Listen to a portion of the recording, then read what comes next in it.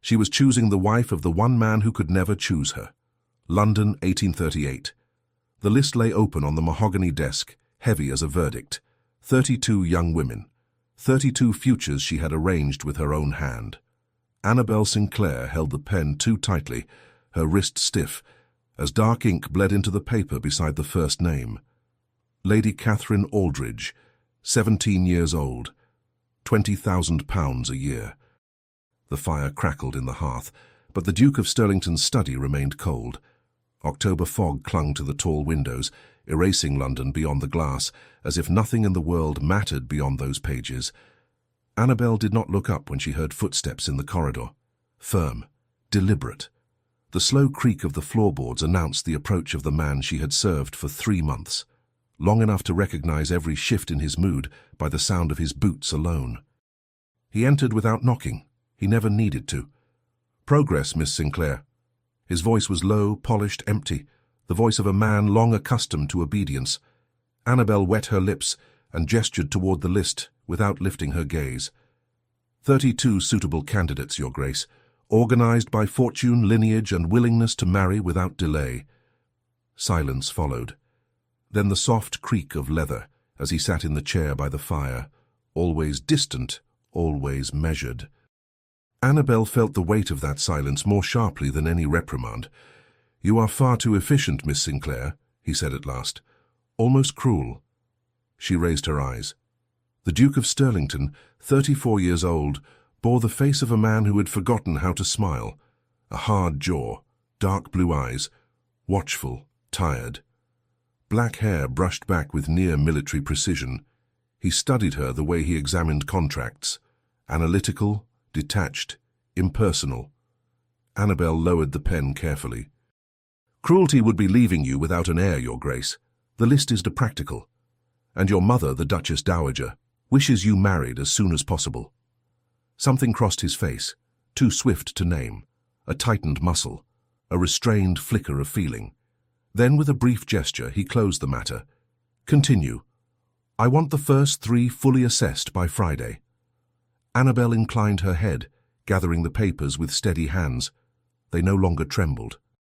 Not since her second week in that silent house, but when he turned back to the fire, believing himself alone, Annabel saw it.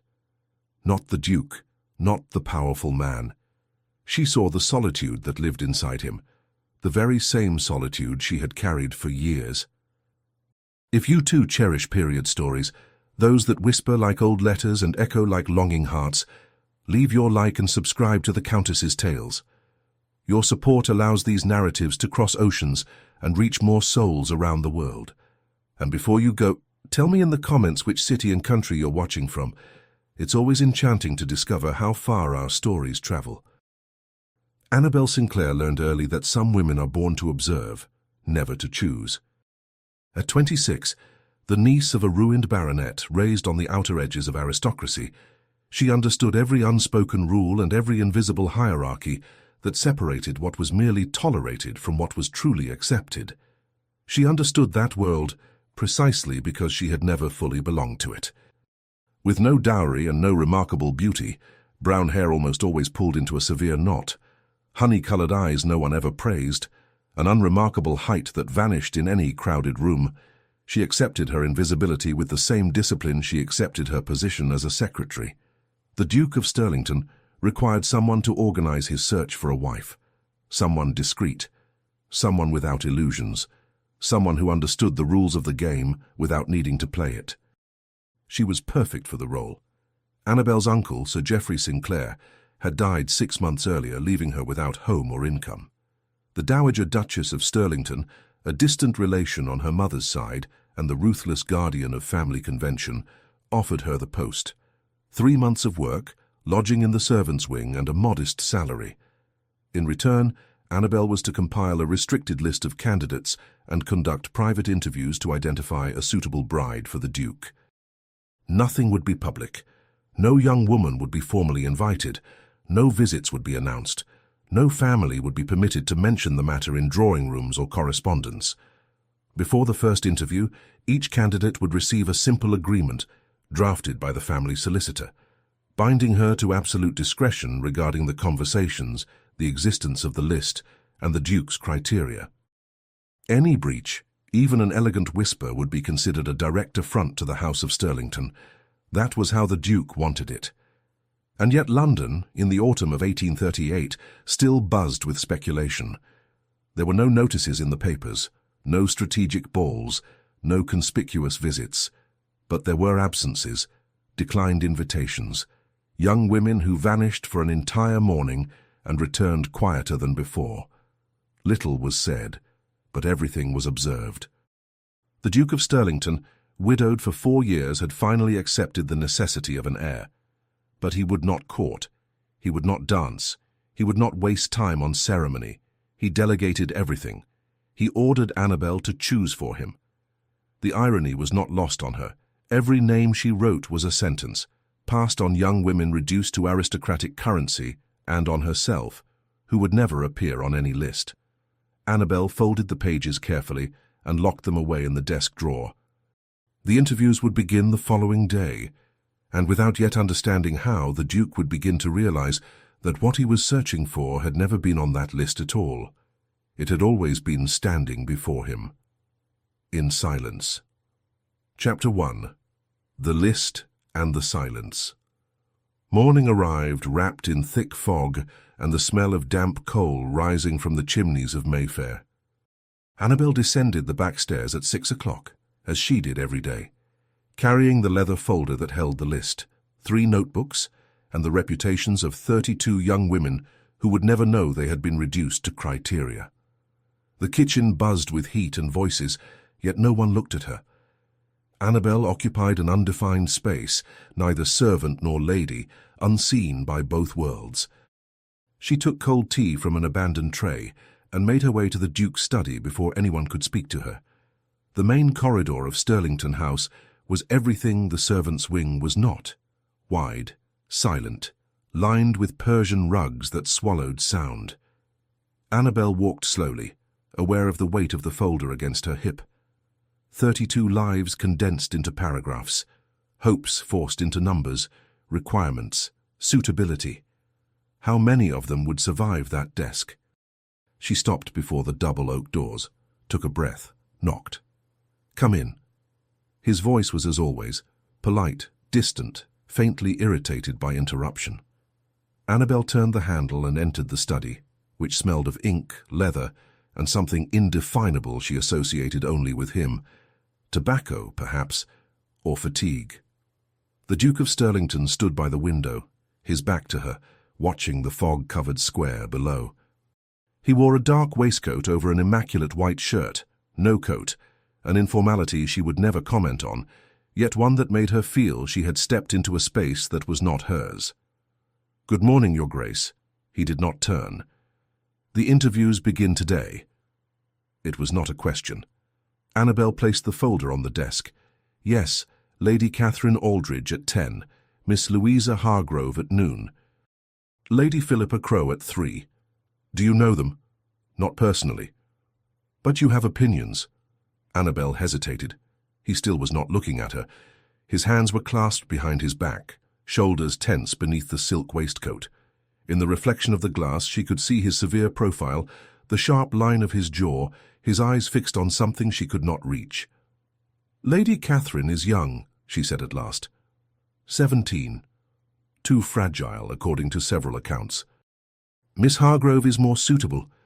21, educated in France, an avid reader. Lady Philippa—" She paused, choosing her words. "Lady Philippa is ambitious." "And what does she want?" "A dukedom." Silence. Then something like a laugh, too brief to truly be one. "Honest, Miss Sinclair." "You hired me to be honest, Your Grace." He turned. His eyes, dark blue, almost black in the grey morning light, met hers with calculated intensity.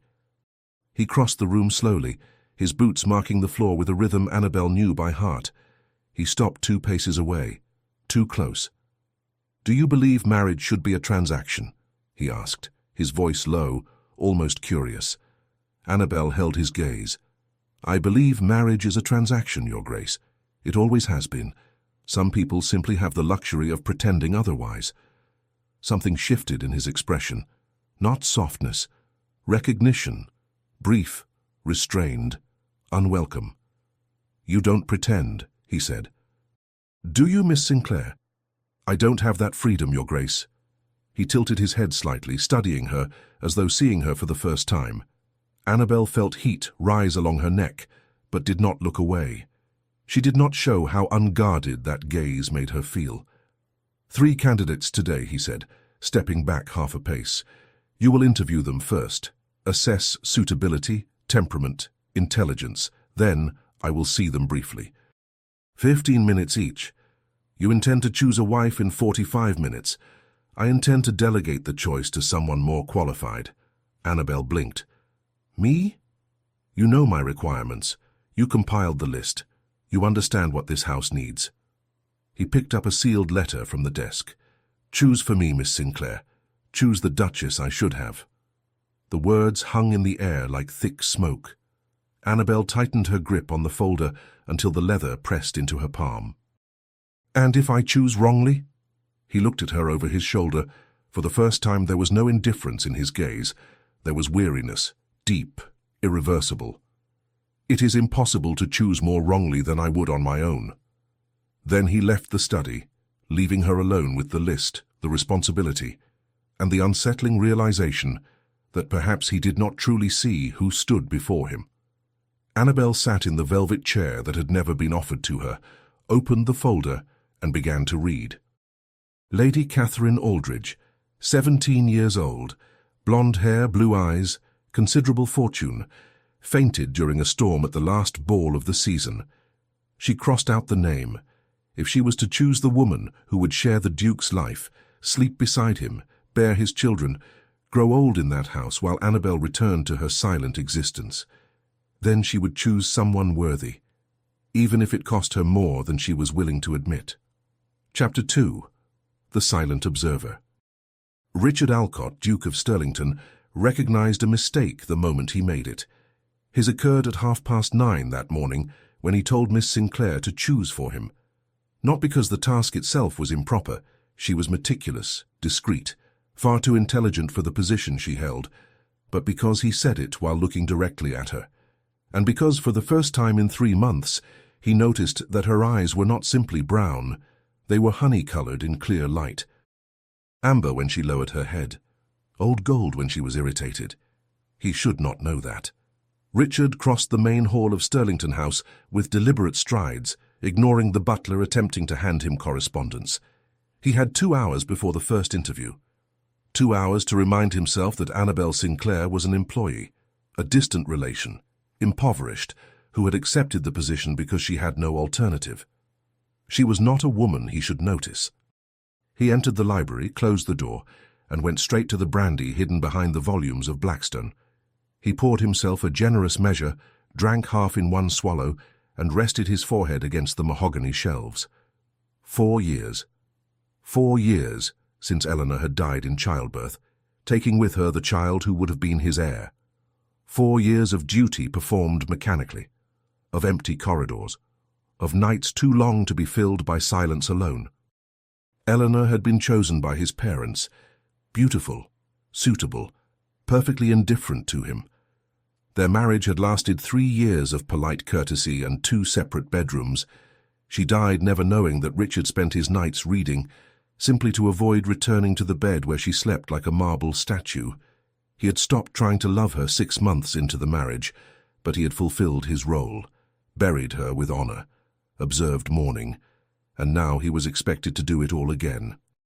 Choose another suitable woman, another transaction, another life arranged to function, never to be lived.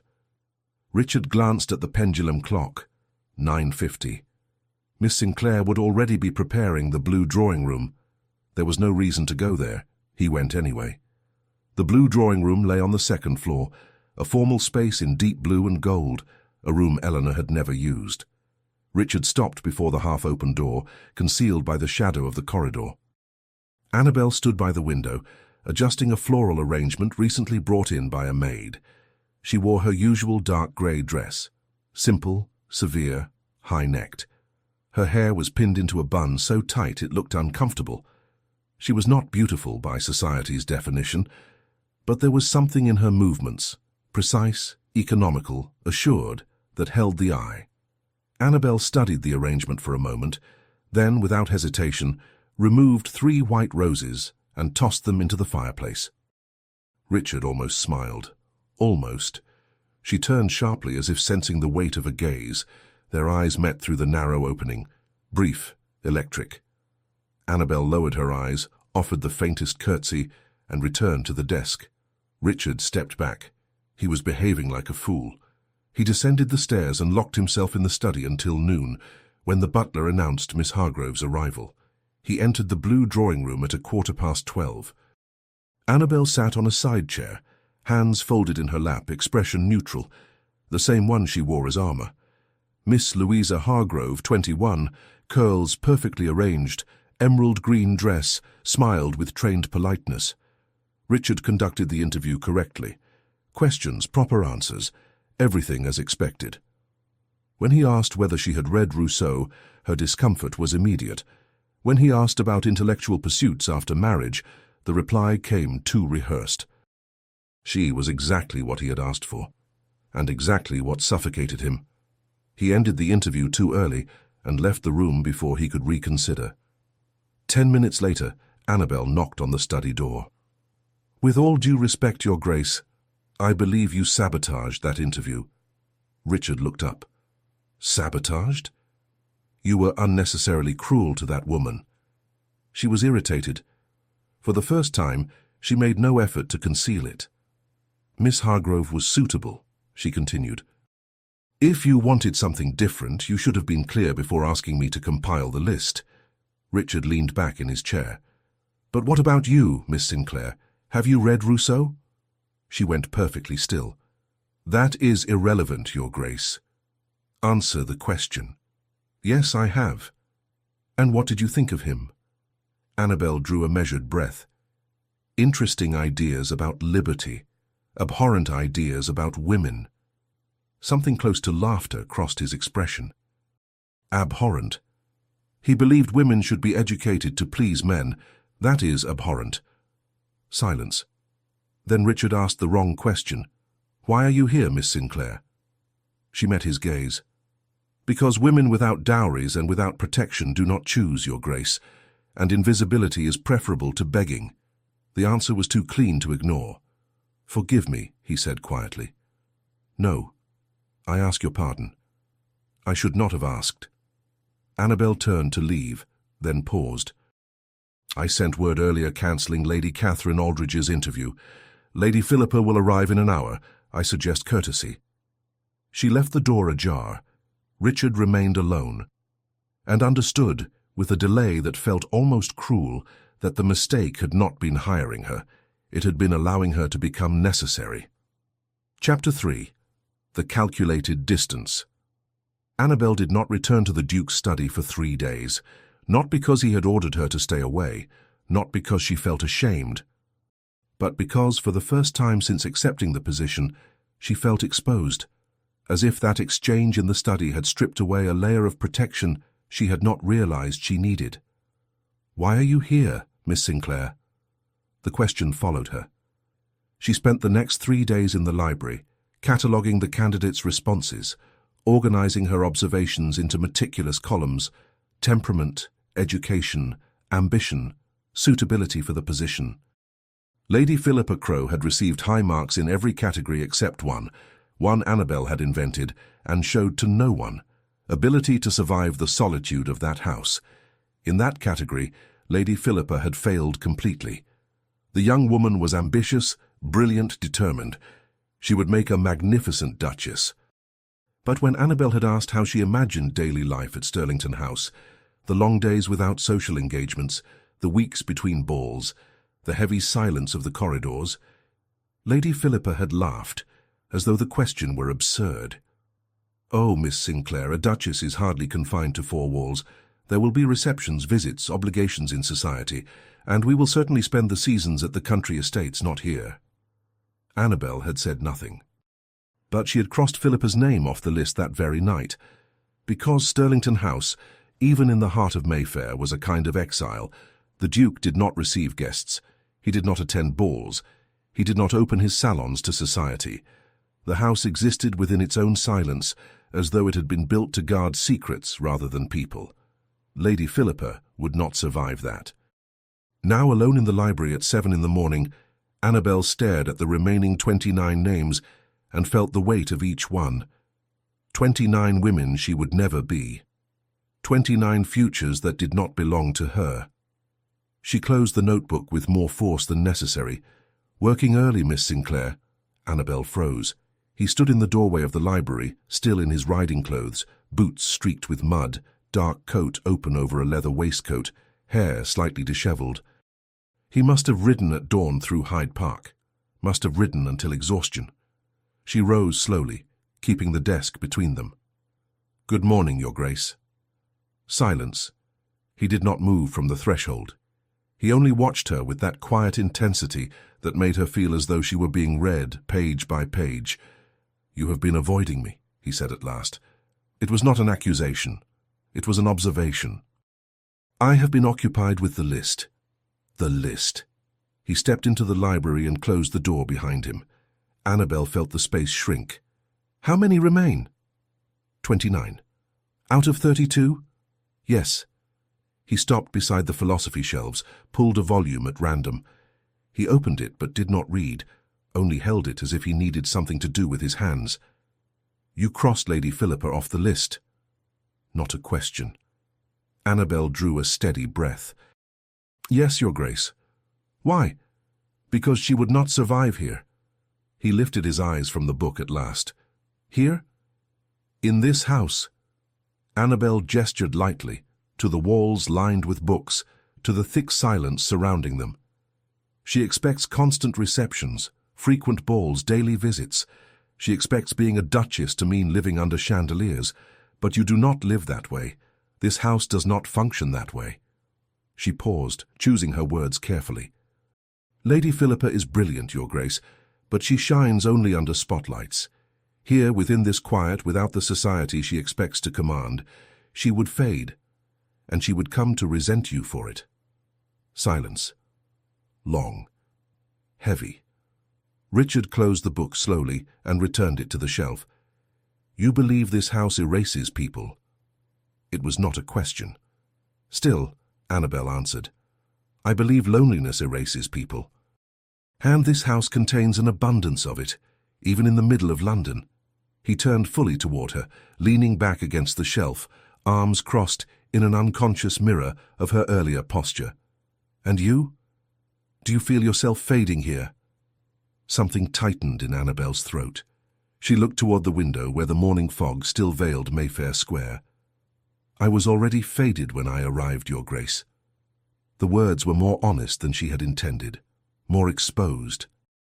She closed her eyes briefly, irritated with herself. When she opened them, he was closer. Not too close, just 2 steps nearer, but close enough for her to smell leather, horse, and fog clinging to him. "I apologize for what I said in the study," Richard said quietly. "It was inappropriate. It was honest, Your Grace. It was cruel, Miss Sinclair." She finally met his gaze. His eyes, dark blue, tired, holding something she could not name, did not look away. "You owe me no apology. I work for you. I am not what? I am not too fragile for honesty." Something shifted in his expression, not a smile. Perhaps something close to respect. "No, you certainly are not." He stepped away, returning to the door, restoring the safe distance between them. Annabel breathed easier. "I need you to select 3 new candidates for this week," he said, resuming his formal tone. "But this time, choose women who could live in this house, who do not expect constant light. Who understand what this is?" He gestured vaguely, to the library, to the silent corridors beyond the door, to the invisible weight pressing into every room of Stirlington House. Annabel nodded slowly. "Women who understand solitude." "Yes." She hesitated.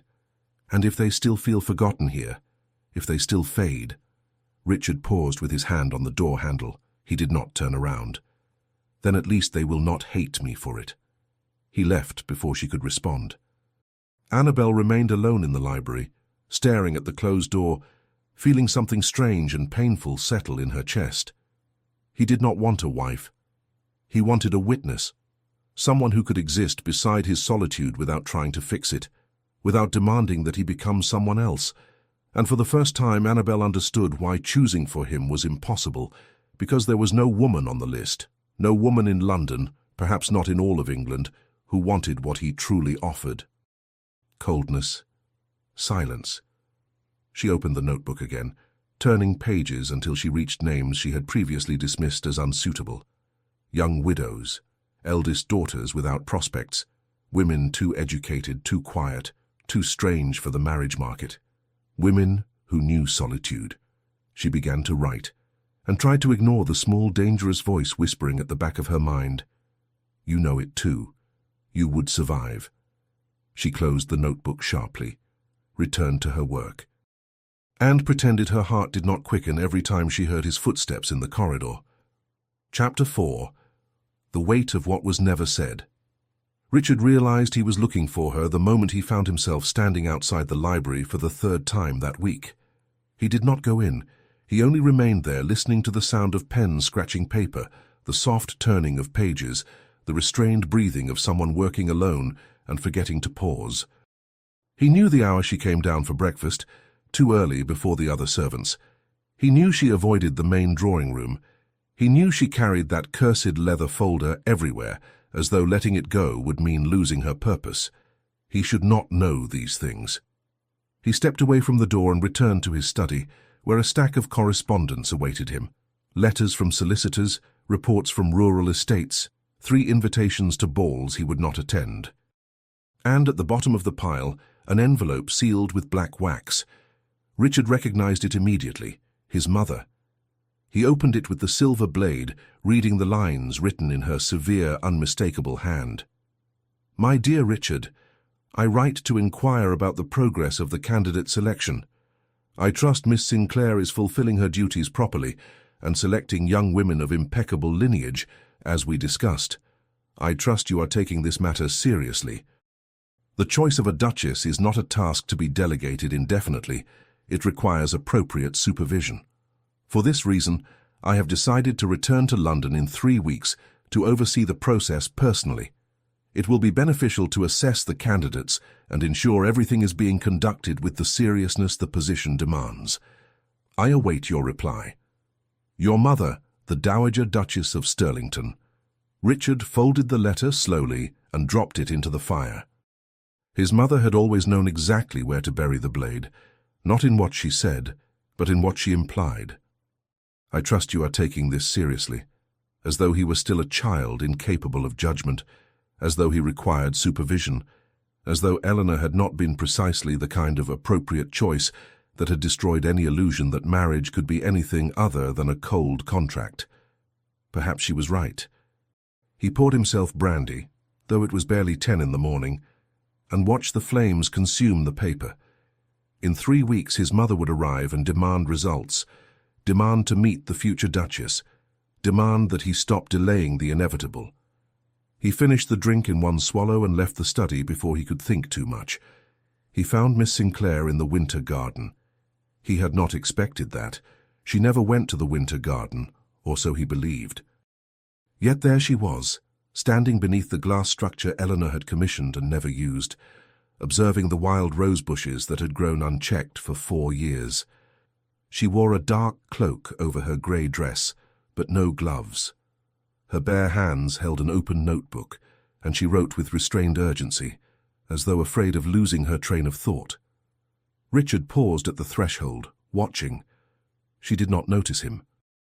She was completely absorbed, brow furrowed, lips moving silently as she counted something. Lines, perhaps. Names. Then a gust of cold wind swept in through the partially open door, and Miss Sinclair shivered, the notebook slipping from her grasp. Richard moved before he thought.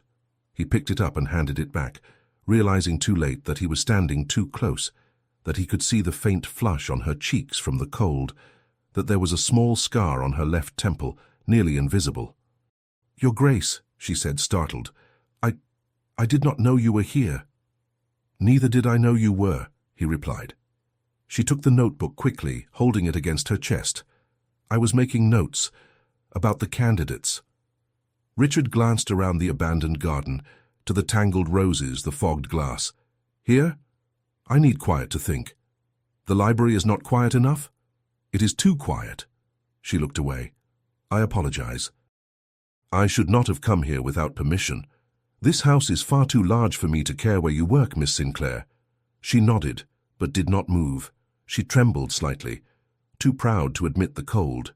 Richard removed his coat. "Take this." Her eyes widened. "Your Grace, I cannot—" "You can." His voice was firm. "I will not have my secretary fall ill out of pride." She hesitated, then accepted. The coat was far too large. The sleeves swallowed her hands. The fabric still held his warmth. Something tightened painfully in Richard's chest. "Thank you," she murmured. He inclined his head and turned away, needing distance. Air. Anything but the sight of her, wrapped in something that belonged to him. "Your Grace?" He stopped without turning. "The new candidates," Annabel said hesitantly. "I have reduced the list to 5. Quieter women, but— Some are widows. One is 32. Another is the daughter of a viscount. They are not what society would expect." Richard glanced back over his shoulder. "And what do you think?" "I think they are honest, that they do not expect to be saved." She hesitated. "I think they understand the cost of things." He studied her in silence, recognizing in her steady gaze something dangerously close to understanding.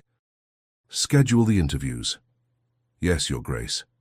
Richard left the winter garden before he could commit a greater mistake, such as asking why she understood that cost so well, or why that cold, forgotten place suddenly felt less empty when she stood within it.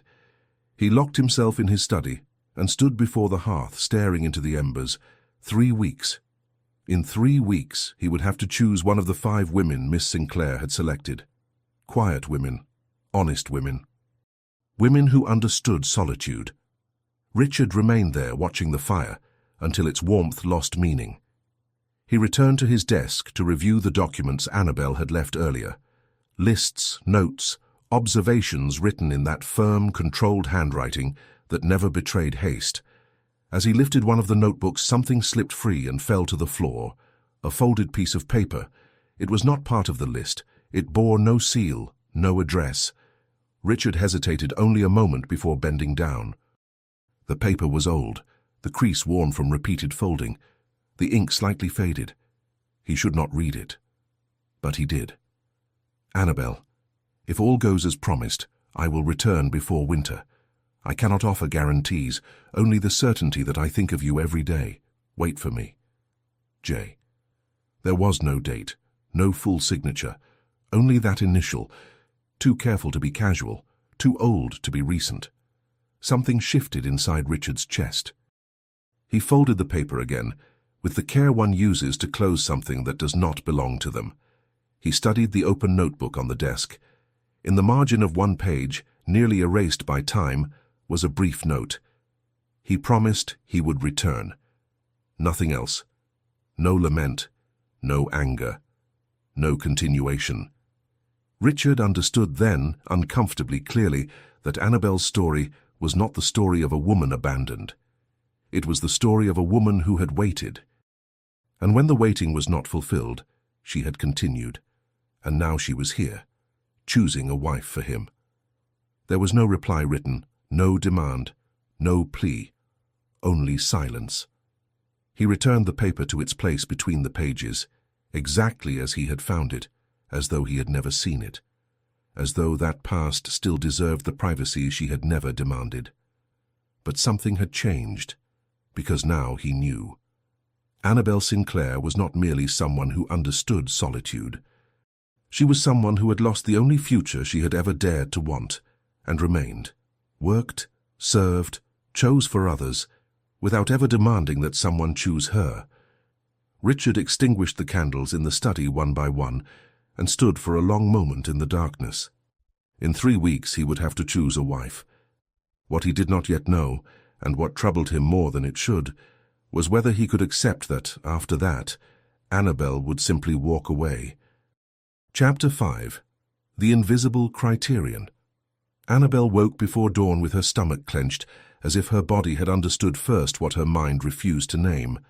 She dressed in the dark, lighting only one candle so she wouldn't wake the maid in the adjoining room. She pinned her hair into her usual severe knot, fastened the charcoal grey dress, the same colour as always, and went down the servants' stairs with the leather folder pressed tight to her chest. Stirlington House was still asleep. There was the distant rustle of kindling being arranged, the muffled snap of a newly lit fire somewhere deep inside the building, and the careful creak of floorboards beneath her steps. Even in the heart of Mayfair, the residence kept a silence of its own, not the absence of sound, but the constant presence of something that never quite left. In the library, Annabel lit the candles one by one. The golden light opened timid circles on the table, refusing to reach the darkest corners, as if even brightness respected the boundaries of that place. She laid out the papers with method. 5 names, 5 possible fates, the first at the top, as if order could impose a kind of justice. Mrs. Helena Ashton, 32, widow of a naval captain. Annabel read the notes for the 4th time. Educated, sober, no scandal, widowed 3 years, no children, a steady reader, correct French. Considered too reserved for grand drawing rooms. Perfect. She closed her eyes for a moment and felt the thought slip in like a cold draught. She would survive here. She would understand him. She would be suitable. And you would return to being invisible. Annabel opened her eyes, irritated, as if the thought itself were a moral flaw. She took her pen, dipped it into ink, and began to draft questions. What do you consider loyalty? Her hand stopped mid-line. Loyalty. The memory came with an abrupt sharpness. Yellowed paper, folded and unfolded so many times it carried the scent of drawers and old winters. Ink slightly faded, still firm. If all goes as promised, I will return before winter. Wait for me. Annabel drew in a breath. Her throat tightened too fast, and that infuriated her even more. She slashed through the question with excessive force. The ink spread as if the page had bled. She wrote another question, safer, colder. How do you imagine days without social obligations? Practical, harmless, no traps. The faint sound of a chair being moved behind her made the back of her neck go rigid.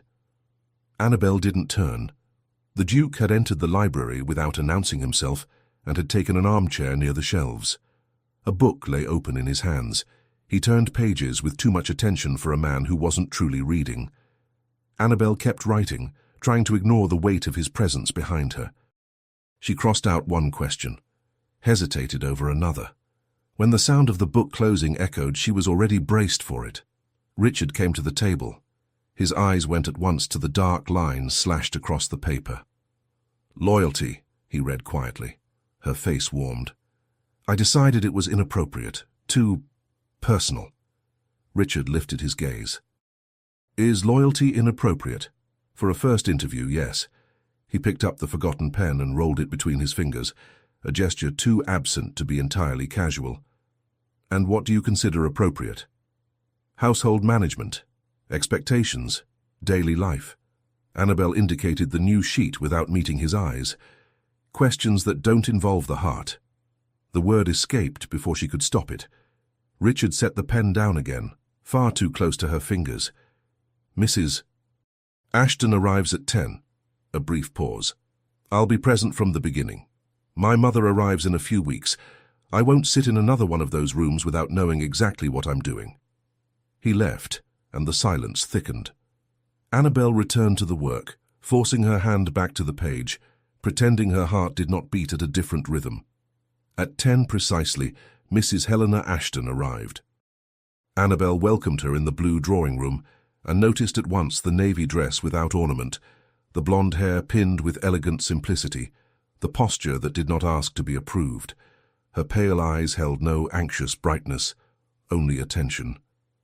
Mrs. Ashton, thank you for coming. The honor is mine, Miss Sinclair. They sat. Annabel opened her notebook, and the door opened again. The Duke entered. Mrs. Ashton rose immediately and curtsied with composure. "Your Grace." "Mrs. Ashton." He gestured for her to sit and took the chair near the hearth, keeping distance. "Please continue, I'm only observing." The widow sent Annabel a quick glance, too brief to be a request, too long to be nothing, and sat. Annabel inhaled. "As stated in the agreement, the Duke of Stirlington is seeking a wife who understands the practical nature of aristocratic marriage. I understand perfectly. You have been widowed for 3 years. Yes. My husband, Captain Thomas Ashton, died in naval service in India." Her voice was steady. No tremor, no performance. "What have you done since then?" "I lived in Hampshire. I managed my mother's household until she passed last year. I now live alone, with a modest income, but enough." "Do you wish to marry again?" A short pause. Human. "I desire stability, Miss Sinclair. A home, a clear purpose." Annabel recognized the tone of someone who had learned not to ask for too much. "And your expectations within marriage? Mutual respect, duties fulfilled, nothing beyond that." "Perfect." Annabel glanced involuntarily at the Duke. He sat motionless, fingers interlaced, watching as if searching for an invisible flaw. "Stirlington House is different from other ducal residences," Annabel continued. "His Grace does not entertain often. There are long stretches of quiet here. Quiet does not trouble me." "And solitude?" The widow smiled with measured delicacy. "Solitude and quiet are not the same. I learned the difference the last time my husband sailed." Annabel lowered her eyes briefly, as if she needed something solid to keep herself from being pulled into her own memories. "Would you describe your domestic responsibilities?" The answer was precise, efficient, correct. And then, with a smile too polite to be innocent, Mrs. Ashton said, "I must say I admire how your Grace has conducted this process. Delegating to a capable assistant avoids sentimental complications." The sentence cut through Annabel with surgical accuracy. "You are exactly the sort of woman who keeps a household running without drawing attention to herself," Mrs. Ashton continued. "Essential. Valuable where you are. You know your place. Without needing it said aloud." "I merely fulfill my duties, Mrs. Ashton," Annabel replied, her voice smooth as glass. The silence that followed was brief. Then the Duke's voice sliced the air. "Mrs. Ashton." Richard rose and walked to the window, clasping his hands behind his back. The fog outside suddenly seemed easier to face than what was in the room. "You said you value quiet. What do you do when there is nothing to do?" Mrs. Ashton blinked, unsettled. "I read, Your Grace. I sew, I write letters." "And when there is no one left to write to?" A small discomfort surfaced.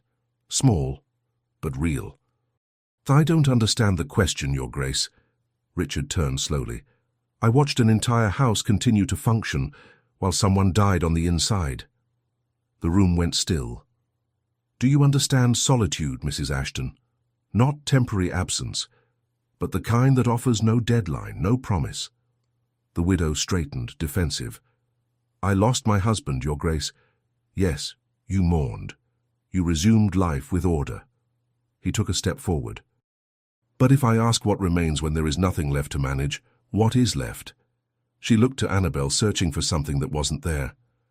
"I don't know what answer you expect from me, Your Grace." "Honesty." Mrs. Ashton drew a breath. "Then I'll be honest. I know marriage is a contract. I would fulfill my duties. I would be loyal, appropriate, dedicated.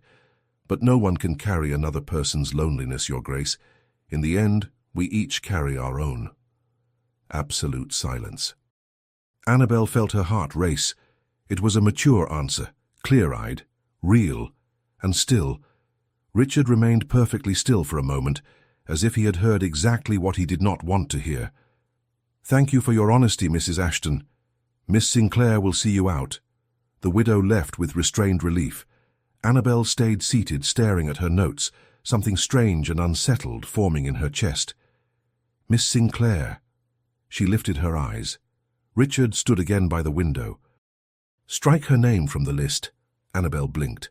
"Your Grace." "She won't do." "But she is exactly what you asked for. Quiet, honest."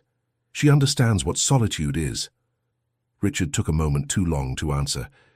She understands, he said at last. But she wouldn't stay. Annabel went very still. Wouldn't stay. He looked at her for an instant that lasted too long. She would do what is correct. She would play the role. She would endure out of politeness. A pause. But when the weight became too much, she would leave. Annabel swallowed. Then what are you looking for, Your Grace? His voice came low, without ornament. Someone who stays. Not because she must, not because it is proper, but because she knows exactly what she is stepping into, and still chooses to remain. Annabel lowered her gaze to the notebook. Mrs. Helena Ashton's name suddenly seemed small. She took the pen. She drew a slow, final line through it. 4 candidates remain, Your Grace. Richard nodded without looking at her. Continue. He left the room, and Annabel was alone with the smaller list and a certainty rising like fever. He wasn't searching for a duchess. He was searching for someone who could live inside that house without asking it to change, without demanding promises, without turning silence into accusation. Annabel closed the notebook with excessive care. Anne felt the thought settle, clearer than she could bear to deny. She was already exactly what he was looking for. Chapter 6. The Impossible Distance. Richard knew he had made a mistake the exact moment he crossed out Mrs. Helena Ashton's name. He knew it even before the ink dried. Not because she was unsuitable, quite the opposite. She was everything the position required. Mature, discreet, intelligent enough not to expect more than he could offer. A woman who would understand the silence of Stirlington House as part of the arrangement. That was precisely the problem. 2 interviews later, the list felt smaller than it should have been. In the days that followed, Richard found himself inventing reasons to eliminate every remaining name. A poorly placed pause. An answer that was too correct. An enthusiasm too carefully measured. None of it was real cause. After the last interview, he locked himself in his study and stood before the cold, unlit fireplace, his hands resting against the marble, breathing as though restraint itself were a physical exertion. Someone who stays. Not because she must, not because it is proper, but because she knows exactly what she is stepping into, and still chooses to remain. The words had escaped him too easily. Too much truth, too much exposure, and Annabel had heard them. He closed his eyes, trying to reconstruct the mask he had worn for 4 years, since Eleanor's death, since the day he learned that feeling was a luxury a duchy could not afford. But the mask would not settle back into place, because the problem was not the candidates. It was the woman judging them, judging. Annabel sensed the change before any order was given. In the 3 days following the interview, Richard did not appear in the library. He did not pass through the winter garden. He did not interrupt her work with curt questions or observations disguised as professionalism. The house continued to function. The silence remained intact, but something had withdrawn. She did not allow herself to name it as hurt. She simply adjusted her pace, became more precise, more correct, more invisible. When the note arrived, there was no surprise. It was brief. It confirmed schedules and the next interview, nothing beyond what was necessary. The handwriting was hers. Firm, economical. It ended with a single word. Respectfully. Annabel knew exactly what that meant. She understood the boundary it established. It was formal distance, precisely what was expected of her, and precisely what hurt the most. Richard read the note 3 times. There was nothing wrong with it. No excess coldness, no breach of propriety, and yet the final word irritated him like a garment cut just slightly wrong, respectfully. He folded the paper and placed it in the drawer where he kept important documents. Only afterward did he recognize the absurdity of the act. It was not important. Still, he did not throw it away. The following morning he went to the blue drawing room at 10:30.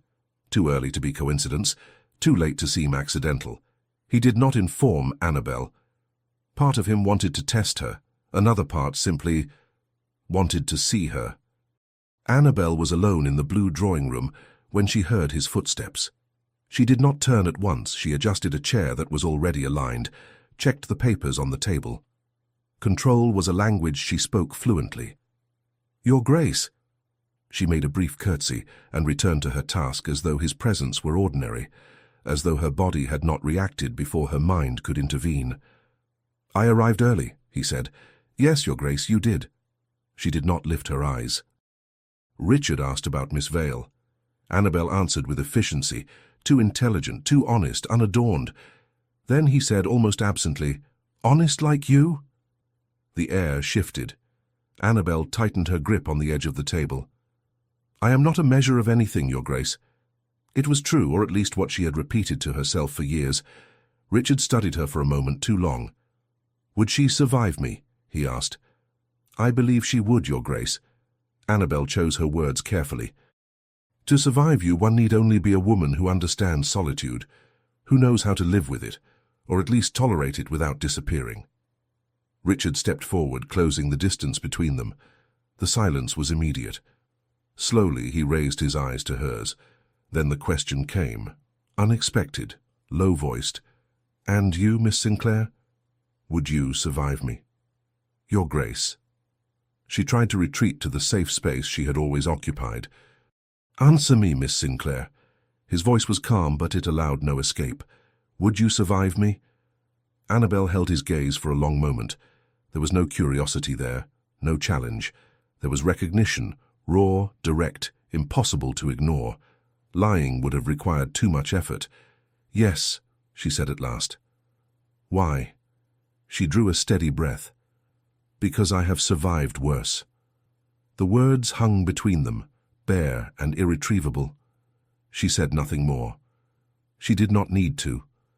A soft knock at the door shattered the heavy silence before Annabel could recover. "Your Grace, Miss Vale has arrived," the butler announced. Richard stepped back at once, not abruptly, not hastily. It was the calculated retreat Annabel recognized well, the movement of someone reclaiming safety before revealing too much. He composed his expression, straightened his waistcoat, recreated distance, and left the room before she could speak.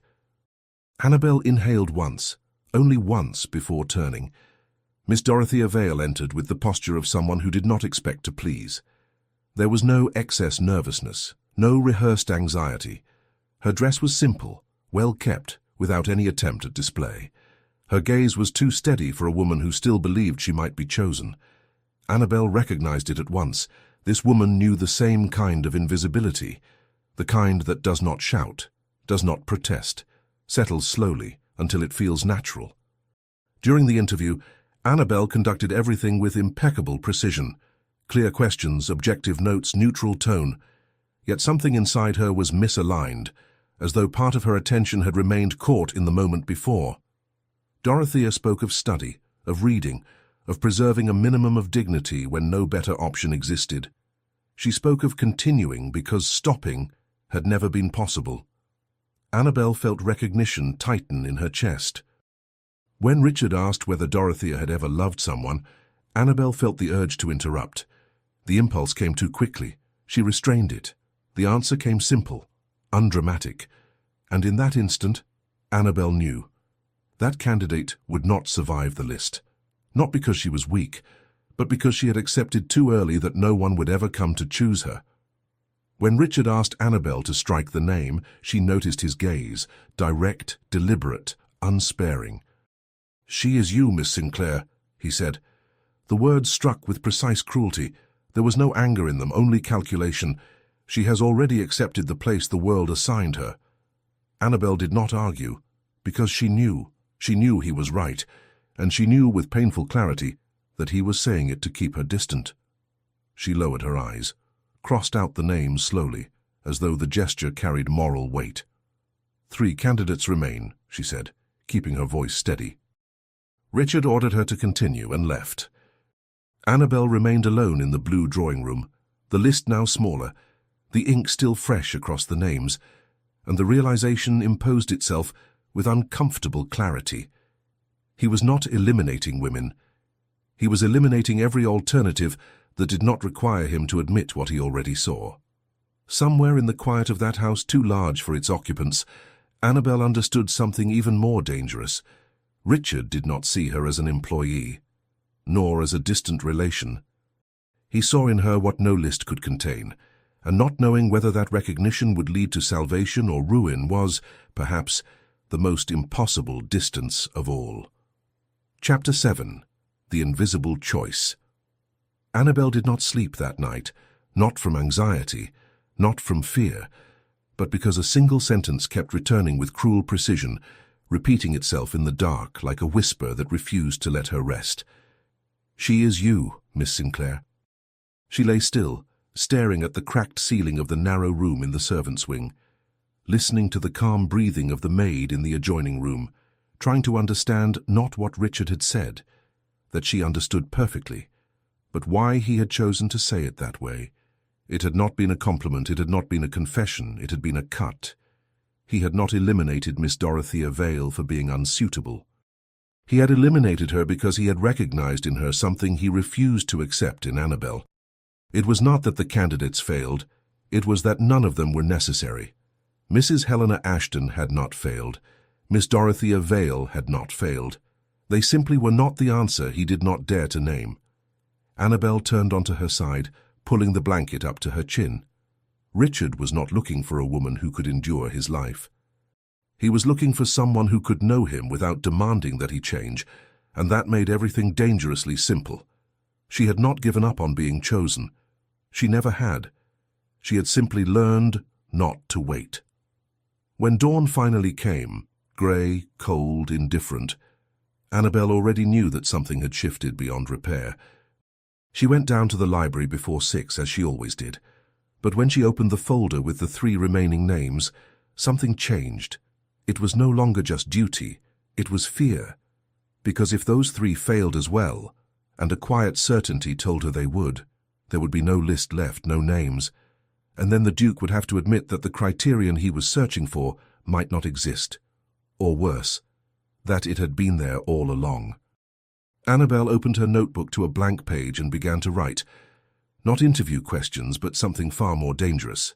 Criteria the Duke seeks, but does not articulate, understands solitude, does not merely tolerate it, lives within it, does not wait to be saved, has not entirely given up on being chosen, remains not out of duty, but because... Her pen stopped. She stared at the unfinished line. Because what? Because she loves. No, Richard was not looking for love. Because she belongs? Perhaps. But belonging required being seen, and he did not truly see anyone. Except... Annabel closed the notebook with a sharp motion. She could not allow that thought to complete itself. Thoughts, once completed, demanded consequences, and she still had work to finish. She had to conduct the interviews, observe failures with dignity, and then return to the place she had always occupied. It was simple, it was clear, it was impossible. The library door opened. Annabel looked up, expecting a maid. It was him. Richard entered slowly, closing the door behind him. He was not wearing his riding clothes. He was dressed with severe formality, dark waistcoat, immaculate cravat, hair precisely arranged, as if preparing for an invisible confrontation. "Good morning, Your Grace," she said, rising. "Sit down, Miss Sinclair." It was not a request. It was a low, controlled order. Annabel sat. Richard walked to the window, turning his back to her, his hands clasped behind him. The silence stretched before he spoke. "My mother has moved up her return. She arrives in 1 week." Annabel's stomach tightened. 1 week. "She wishes to attend the final interviews," he continued, "to personally assess the remaining candidates before any decision is made." Annabel closed the notebook slowly. "It is understandable that the Dowager Duchess would wish to be involved." "It is," he agreed without emotion, "just as it was understandable when she and my father chose Eleanor for me." The name hung between them. Richard turned slowly. 1 week, Miss Sinclair, 3 interviews, and 1 candidate my mother will deem acceptable. All 3 are acceptable, Your Grace. To me, or to her?" Annabel took a breath. "I selected women who meet the criteria you established." Women capable of living in this house, in silence, without illusion. And do you believe they will survive her judgment? Annabel hesitated. I believe they could live in this house, she said at last. Whether that will be sufficient for the Dowager Duchess, I do not know. Richard nodded slowly. That is precisely what unsettles me. He took a step toward the desk, stopping at the proper distance. I am beginning to doubt my own reasons. The silence thickened. Annabel felt her heart quicken. Your Grace, continue with the interviews, he interrupted, returning to a neutral tone. Bring the 3 candidates. Then, we shall see. It was not an answer. It was a retreat. Richard walked to the door, then stopped with his hand on the handle. Oh, Miss Sinclair, I saw a letter, he said without turning. It fell from one of your notebooks, some weeks ago. The room seemed to tilt. Annabel could not speak. I did not read it deliberately, he continued. But I saw the initial J. The air grew heavy. Do you still wait for him? Richard asked quietly. She closed her eyes for a moment, steadying herself. No, she replied firmly. I no longer wait. Why? Because he died. The words came without ornament, plain, final. Richard turned slowly. Died. Lieutenant James Harrow. Naval campaign off the coast of Africa. 6 years ago, Annabel said, her voice controlled. I received a letter from his sister 3 months after he departed. There was no body, no funeral, only absence. The silence that followed was not empty. It was dense with recognition. You loved him? I did. And he promised to return? Yes. Richard took another step toward her. And yet you kept the letter. For 6 years. Annabel held his gaze. Because for a time, it was the only proof I had that someone had chosen me, even briefly, even if he never returned. Richard stood motionless. And what did you do when you learned of his death? I continued, she said simply, because continuing was the only thing possible. He nodded slowly, as if that answer confirmed something he had long suspected. Thank you for trusting me with that, he said, his voice controlled once more. I know you had no obligation to do so. He turned toward the door, then stopped again. Miss Sinclair. Yes, Your Grace. He did not turn back. Do you still believe someone might choose you, truly? The question hung in the air like a blade. Annabel took her time before answering. I do not know, she said at last, her voice low but steady. But I know I have not given up on remaining. Richard stood still for a long moment. Then he nodded, still without looking back. Schedule the first interview for tomorrow. And he left, closing the door softly behind him. Annabel remained alone in the library, staring at the closed door. He knew about James, about the letter, about the waiting that had never been fulfilled, and still he had asked. Why? She opened the notebook again, staring at the unfinished criterion. Remains. Not out of duty, but because... And for the first time, she allowed the answer to fully form. Because she chooses, because she knows the risk, and remains anyway. Annabel closed her eyes and drew a slow breath. Because she was already doing exactly that. She was already remaining, already choosing, and that realization frightened her more than any possible rejection ever could. Chapter 8. The Judgment. Richard knew he was postponing something. Not the inevitable, not yet, but something moving too quickly to be ignored. He knew it the moment he left the library, leaving Annabel alone with a question he himself was not ready to answer. He knew it when he ordered the third interview to take place the following day. As if obeying protocol might still offer the illusion of control. He knew it as he stood motionless before the office window, watching November fog settle over Mayfair, trying to convince himself that real choices still existed. There were choices, but none of them felt right. He poured himself a glass of brandy, though it was far too early to justify it. He did not drink. He merely held the glass for a moment, as if the weight of the crystal might anchor him. 1 week. In 1 week his mother would arrive, or so it was meant to be, and he still had nothing that could honestly be called a decision. The third interview took place on a particularly cold morning. Richard entered the blue drawing room precisely at 11. Annabel was already there, seated at the table, notebook open, her expression carefully neutral. The perfect mask of someone who had learned how to disappear when necessary. "Good morning, Your Grace. Miss Sinclair." He took the armchair near the fireplace, maintaining the proper distance, and waited. Miss Abigail Norwood arrived moments later, 26 years old. Her simple moss-green dress, brown hair pinned with functional care, observant eyes, not anxious, not hopeful, watchful, a governess, respectable family, a substantial dowry, exactly the kind of choice Annabel would make. The interview proceeded without fault. Education, expectations, a clear understanding of marriage as a practical arrangement, nothing out of place, until the question of solitude. "Solitude does not frighten me, Miss Sinclair," Miss Norwood said, after a brief pause. "But insignificance does. I have spent too long being invisible.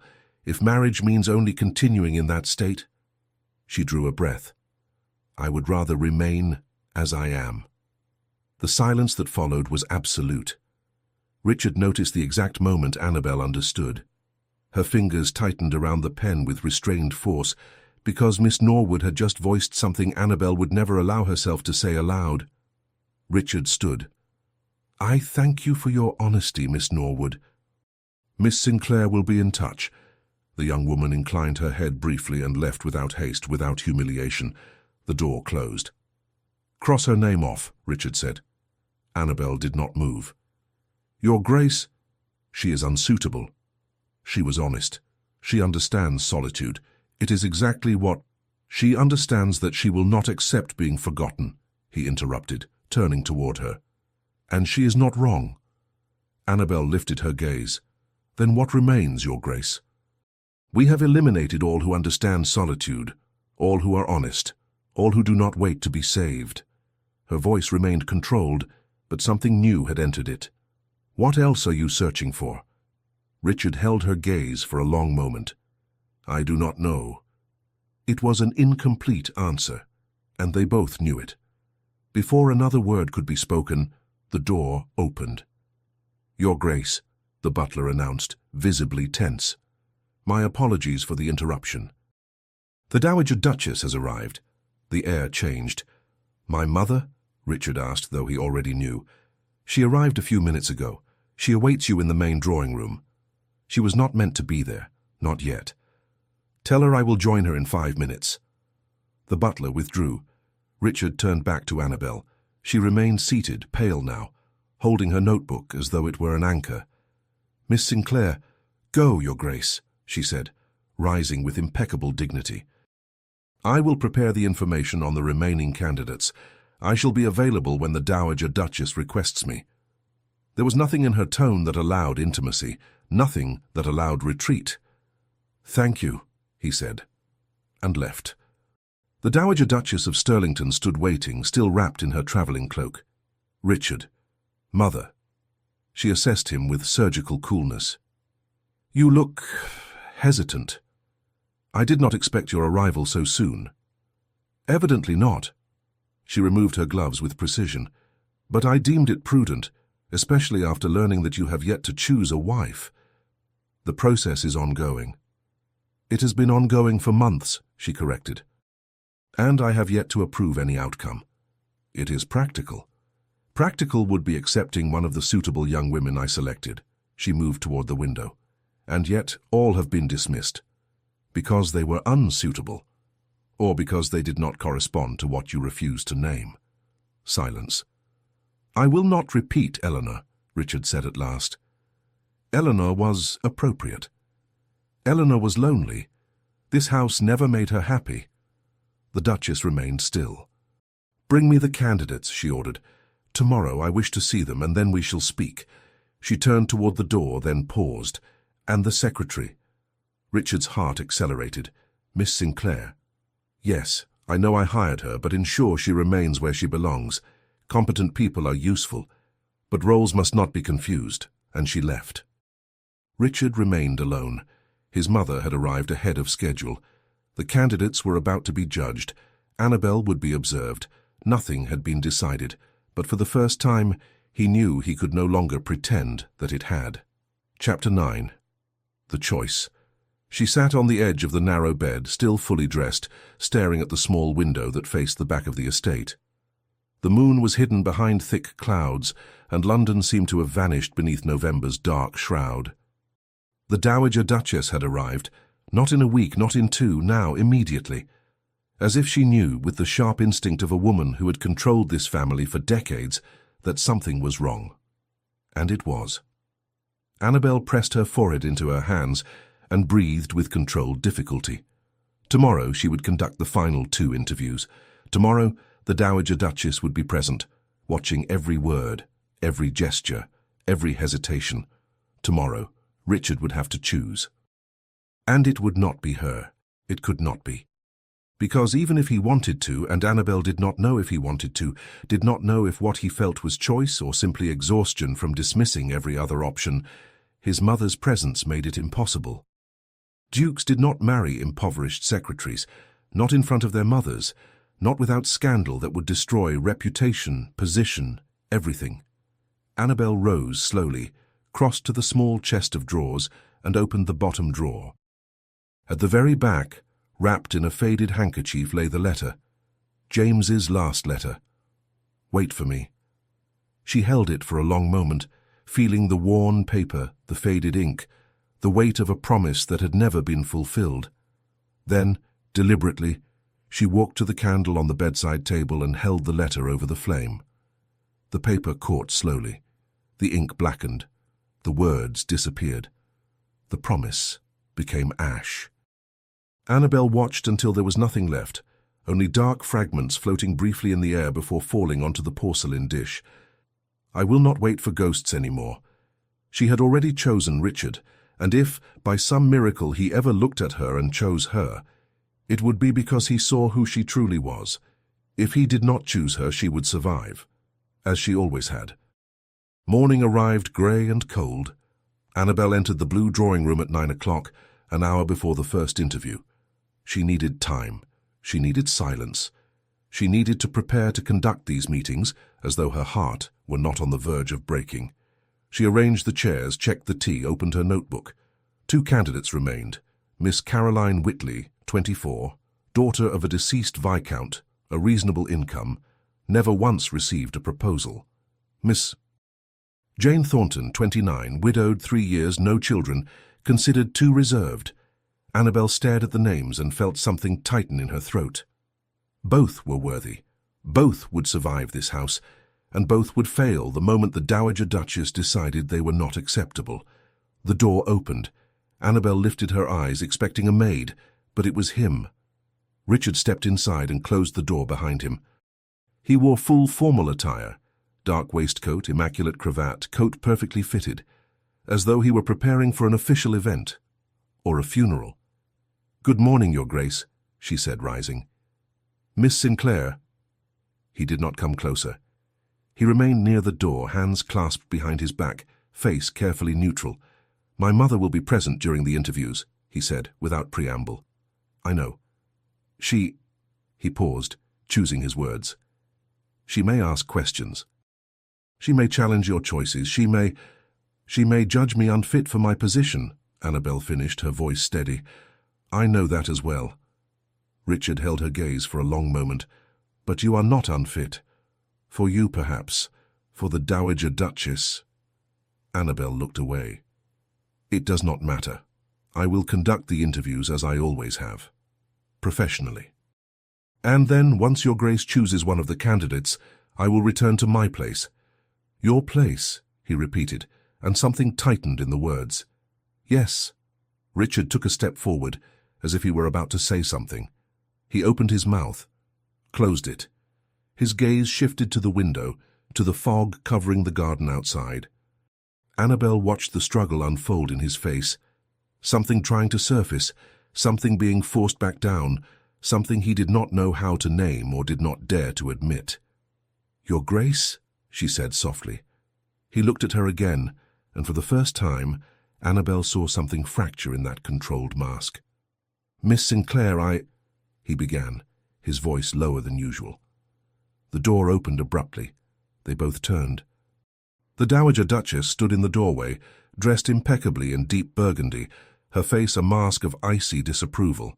Her eyes, identical to her son's, scanned the room with surgical precision. The distance between them, too short. The tension in the air, visible. The way Richard had positioned himself between Annabel and the door. "Richard," she said sharply. "Miss Sinclair, how convenient to find you talking." Her tone made it clear she did not believe in conversation. Richard stepped back at once, recreating the proper distance. His face returned to neutrality, but not quickly enough. His mother had seen. "Mother, you arrived early." "I prefer punctuality." The Duchess entered, closing the door behind her with deliberate control. "The candidates will arrive in an hour, I assume?" "Yes, Your Grace," Annabel answered, finding her voice. "Excellent." The Duchess moved to the armchair and sat as though it were a throne. "Miss Sinclair, I presume everything is prepared?" "Yes, Your Grace. Then I suggest you verify the tea is suitable and ensure the floral arrangements are not excessively modest. First impressions matter." An order disguised as a suggestion. Annabel looked briefly to Richard, searching for, she did not know what, permission to stay, an instruction to leave. But he said nothing. He only held her gaze for an instant, too long to be casual, too short to be a promise. Then he gave the smallest, almost imperceptible nod. "Go." Annabel bowed and left quickly, closing the door behind her with careful softness. In the corridor, she pressed herself to the wall for a moment, breathing with difficulty, heart racing. He had almost said something. Almost. But his mother had arrived at the exact moment to stop it. Annabel closed her eyes, trying to steady her breath, trying not to imagine what he would have said if he had been granted 30 more seconds. Then, through the door, she heard the Dowager Duchess's voice, low, controlled, merciless. "Now, Richard. Close the door properly and sit down." It was not a request.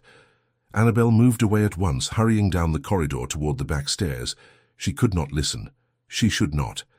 And yet part of her, the dangerous, desperate part, wanted to stay and hear every word of the confrontation about to unfold. Inside the blue drawing room, Richard closed the door and turned to face his mother. She remained seated, hands folded elegantly in her lap, spine perfectly straight, her face composed into absolute control. "Sit," she repeated. "I would rather stand." It was not a request. Richard hesitated, then took the chair opposite her, maintaining the appropriate distance. The Duchess watched him in silence for a long moment, the kind of silence she used as a weapon, waiting for the other person to speak first, to make the mistake of defending themselves before they were accused. But Richard had learned from her. He waited. At last, she spoke. "How long?" "How long what? Do not insult me by pretending you misunderstand." Her voice remained calm, but steel edged every word. "How long have you been in love with Miss Sinclair?" Richard kept his face neutral. "I do not know what you are referring to." "No?" The Duchess tilted her head slightly. "Then why, when I entered this room a few moments ago, did I find my son less than a yard from his secretary, wearing an expression I recognize perfectly? We were discussing the interviews." "You were not, and you know it. I know you, Richard." Silence. Richard's gaze drifted to the cold fireplace. "Mother, listen to me carefully, Richard." She leaned forward slightly. "I know you are dissatisfied with the candidates I previously indicated. I know you want something different than Eleanor was. And I understand that. I truly understand." A pause. "But if you believe, if for even a moment you believe, that you may choose an impoverished secretary as Duchess, then you are profoundly mistaken." The words were delivered with absolute calm. No anger, only fact. Richard looked back at her. "Why?" "Because society will not forgive it. Because your position will not survive the scandal. Because—" She paused, and for the first time something faintly like emotion surfaced. "Because I will not allow you to destroy everything this family has built for a sentimental mistake." "A sentimental mistake," Richard repeated.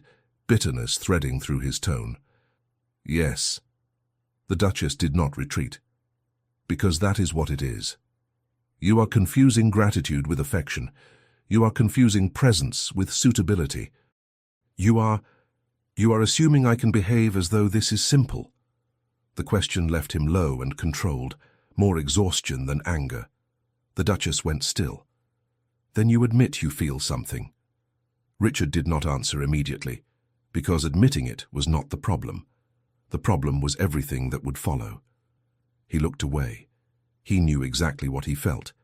He knew Annabel was the only one who understood this house. He knew she stayed when every other woman would have fled. He knew her presence made the silence bearable instead of suffocating.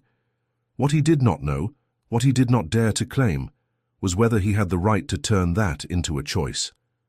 "I see you do not know what to do," the Duchess said, reading his silence with merciless accuracy.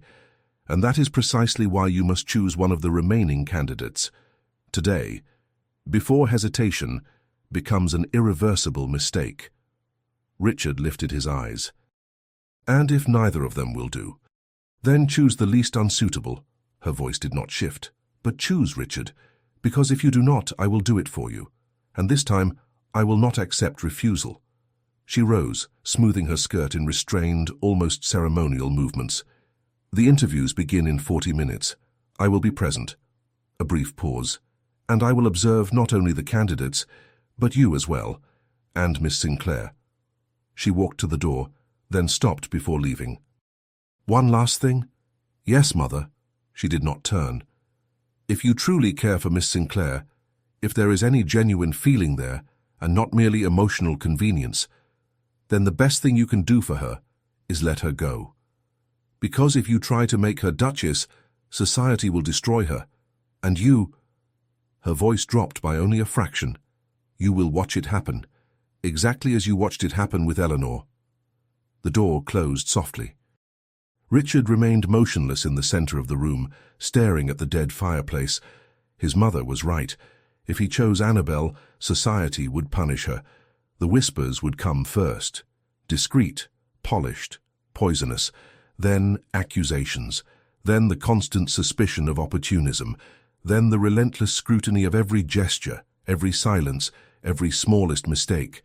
And he would watch her shrink under a title she never asked for, exactly as Eleanor had shrunk. Richard closed his eyes and breathed in slowly. 40 minutes. 40 minutes to choose between what he wanted and what he believed was right.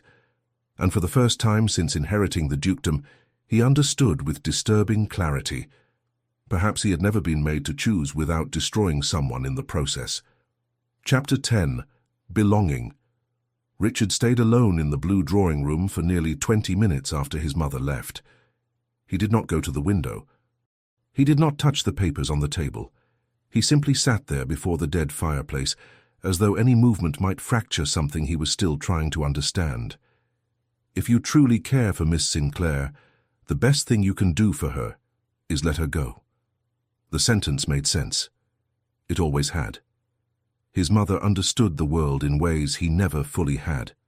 The unwritten rules, the polite cruelty, the way society punished anyone who dared to step outside the place assigned to them. A duke did not choose an impoverished secretary as his wife without paying for it, and Annabel, who had spent her entire life learning how to disappear, would be exposed, examined, corrected, judged by every woman who believed herself the guardian of what was proper. They would destroy her, and he would watch, the way he had watched Eleanor wither in this very house. Richard closed his eyes. Then don't choose her. It was simple, safe, rational. He would choose one of the remaining candidates. He would do his duty. He would hand his mother what she demanded. He would protect Annabel from a weight that would break her. And he would spend the rest of his life waking beside someone suitable, while the only person who truly mattered remained invisible, a few corridors away. Until she did not remain anymore. Until she left. Richard opened his eyes. No. The word arrived with a clarity that allowed no negotiation. He would not repeat Eleanor. He would not pretend again that suitability was enough. He would not spend decades justifying a decision he already knew would be wrong the moment it was made. Because for the first time in 4 years, he was not only avoiding pain, he was choosing, and if society judged him, let it judge. If his mother disapproved, let her disapprove. Annabel was not Eleanor. She had not been shaped to be a duchess, but Annabel was not merely someone who would survive this house. She was someone who knew him. She knew the way he shut himself away when he was too tired to explain. She knew the silence that did not ask to be soothed, only endured beside someone. She knew the weight he carried without ever giving it a name. She did not need him to be different. She did not demand better versions of him. She knew when to speak. She knew when to stay quiet. And above all, she knew how to remain without trying to save him from himself. That was why. Not because she could tolerate loneliness, but because she knew how to live with him inside it. That could not be taught. It could not be learned in ballrooms. It could not be found on lists. She would not break, not because she was invulnerable, but because she was exactly where she had always been, beside him in the only way that was right. Richard rose slowly and adjusted his waistcoat. He had 15 minutes until the first interview. 15 minutes to do something that left no doubt. At 11 o'clock precisely, Miss Caroline Whitley entered the blue drawing room. She was young, intelligent, honest, everything one could reasonably wish for. And Richard felt nothing. His mother leaned forward slightly as the girl answered with admirable frankness. There was approval in her expression, expectation. "She will do," the Duchess said at last. Richard looked at the candidate, then at Annabel. Annabel kept her eyes lowered, pen suspended above the page, ready to accept any decision, and he knew, if he said yes, Annabel would not protest. She would simply close her notebook and disappear. "Miss Whitley," Richard said with steady courtesy, "thank you for your time. Miss Sinclair will be in touch." Surprise flickered across the young woman's face, brief, contained. When the door closed, the silence was absolute. "Richard," the Duchess began, "she will not do. She was perfect. For you, not for me." His mother stared at him, cold as cut crystal. "Then what impossible standard is this that eliminates every suitable woman?" Richard did not answer immediately. He looked at Annabel. "Mother," he said at last, "I need Miss Sinclair to answer a question." "That is inappropriate." "Then stay," he replied, never raising his voice. "But I need to hear her answer." He turned to Annabel. "Annabel!" The name sounded too intimate in his mouth. "Why do you still remain?" She drew a breath. For the first time since the beginning of this process, she did not try to hide. "Because I choose to," she said, barely above a whisper. "Because I know the risk. I know what I could lose, and I choose to stay anyway." "Why?" he asked. Annabel lifted her eyes. "Because belonging to this silence is better than being seen anywhere else."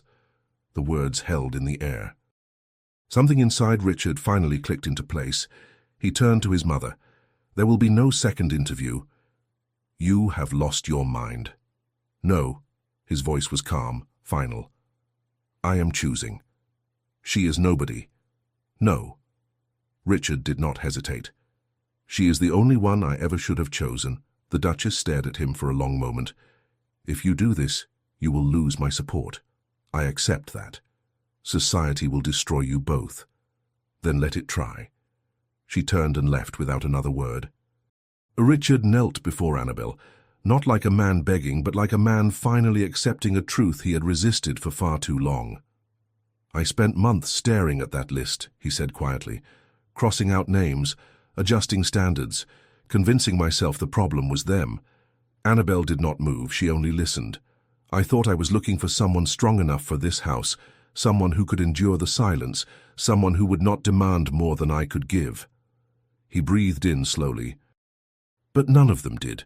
None of them stayed. None of them felt enough. He raised his eyes to hers. "Because what I was looking for was never on that list. It never was." Silence. "It was in front of me the entire time," his voice faltered, not from excess emotion but from accuracy. "Watching, understanding, knowing exactly when to speak and when not to. Annabel felt her chest tighten. I only lacked the courage to accept it. She swallowed. To accept what? Richard did not hesitate. That I am not looking for a woman suitable for the world. A pause. I am looking for the one who already knows me. The silence between them changed weight. I do not offer you ease, he continued, nor protection from the judgment that will come. His gaze held hers. I offer something more honest. He lifted his chin slightly. The choice I was afraid to make. His eyes did not leave hers. Annabel Sinclair, will you be my wife? Annabel closed her eyes for a moment. Not because she doubted what she felt, but because she understood exactly what that choice would demand. I am afraid, she whispered. I know. And still, out of everyone, I choose you. Annabel took a steadying breath. Then I accept. Richard smiled, not with triumph, but with late recognition. For the first time, he had chosen someone he truly wanted, someone perfect for him. Epilogue. Ashcombe Estate, Kent, May 1839. Annabel noticed the change in the very first silence. It was not the heavy silence of Stirlington House, the kind that echoed through corridors too long and memories that never settled. This was different. A living silence, broken by wind moving through the trees, by distant birdsong, by footsteps on damp earth. Ashcombe had always existed. It had always been his, but it had never been lived in. They were married there, without London, without a season, without approval. A local vicar, 2 witnesses, spring still undecided. Richard wore the same dark coat he always did. Annabel wore a simple pale dress, hastily fitted by a village seamstress. There were no distinguished guests, no music but the wind, no speeches. There was only the choice. When the vicar asked if they accepted one another, Richard answered without hesitation. Annabel took 1 second longer, not from doubt, but from full awareness of what she was doing. Then she said yes, with the same quiet steadiness with which she had always remained. Nothing in the world changed that day, but everything changed for them. Now, weeks later, Annabel sat near the window of the low-ceilinged country sitting room, looking out over green fields that stretched as far as the eye could see. Fresh air flowed freely, carrying the scent of cut grass and wildflowers. She wore a simple dress, sleeves rolled up, her hair loosely pinned. Here, no one expected her to be flawless, only present. You're unusually quiet. Richard's voice came from the garden. He stepped in through the open door without coat or cravat, his shirt sleeves rolled to his forearms, unthinkable in London. Annabel smiled faintly. I'm realizing I can breathe here. Richard stopped beside her, looking out over the fields. So am I. There had been a time when he believed silence meant absence. Now he understood. Silence itself had never been the problem. It was the place where it was enforced. The letters didn't arrive today, Annabel said. They won't, he replied. I asked that all social correspondence be held in London. She looked at him. Your mother didn't like that. My mother dislikes many things, he said calmly. And yet the world keeps turning. Annabel studied his profile. There was something different about him. Not exuberant happiness, but openness, as if his body had finally unlearned the habit of constant defense. You're not worried about what they'll say? Richard considered it. I am. Then he shrugged. Just not enough to go back yet? She nodded. Society had not forgotten them. It had not forgiven them. It had simply been kept at a distance. And for now, that was enough. Do you know what they said about you in London this week? Annabel asked gently. I imagine nothing kind. They said the Duke of Stirlington has become eccentric, that he avoids events, that he hides in the countryside with his unsuitable wife. Richard smiled, a real smile, uncalculated. I've been called worse. He sat beside her, close enough that their knees touched. And you? He asked. Do you regret it? Annabel did not answer immediately. She looked out at the fields, the open sky, the quiet freedom of the place. "No," she said simply. "But I know this isn't permanent. One day we'll have to return." "I know. And when we do, it won't be easy. It never is." She rested her head against his shoulder. "But here," she murmured, "here we can just be us for a while." Richard wrapped an arm around her. "I spent years believing that being a duke meant staying where one was expected to be," he said softly. "Now I know it also means choosing when to step away." Annabel closed her eyes. Nothing was resolved, nothing was guaranteed. But on that distant estate, far from drawing rooms and whispered judgments, they were not surviving. They were finally living, if only a little. And for now that was enough.